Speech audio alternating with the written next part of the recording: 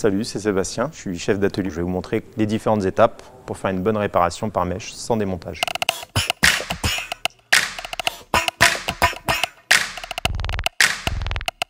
On va avoir le petit tournevis pour créer un trou plus important. On va venir racler le pneu pour nous permettre d'y insérer une mèche de réparation. Et là, on a la petite pince, l'embout pour pouvoir insérer justement cette mèche.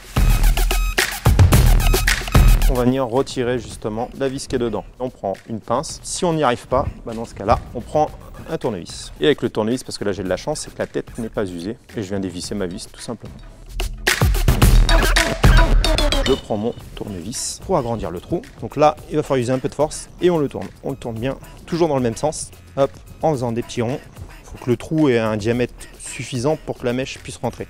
La mèche, c'est un mélange de colle, de caoutchouc et de ficelle tressée. Donc on va bien voir que c'est assez collant quand même. On y insère dans l'appareil. Moi, je viens tricher, je prends ma pince et j'essaie de le choper.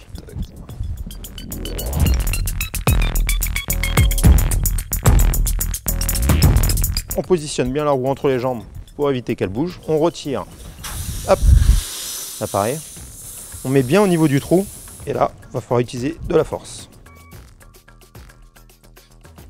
Voilà, on insère jusqu'à arriver à voir un petit centimètre qui dépasse. Une fois que c'est fait, on tourne un tout petit peu et toc, on vient dégoupiller.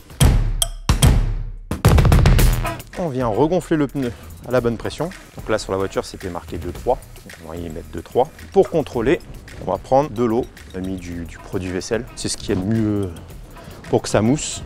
Et on vient pulvériser tout autour de la mèche. Ça, c'est pour voir si j'ai une éventuelle fuite. Si des bulles apparaissent tout autour de ma mèche, ça voudrait dire que soit la réparation n'était pas possible dès le départ, ou soit il y a eu un défaut avec ma mèche. On voit bien, on n'a pas de bulles qui apparaît, qui gonflent. On prend notre lame, donc on prend une pince coupante si on a à la maison. Le mieux, c'est de la couper bien à ras, en essayant de ne pas attaquer le pneu, bien sûr. Les petites parties qui vont dépasser vont venir s'écraser.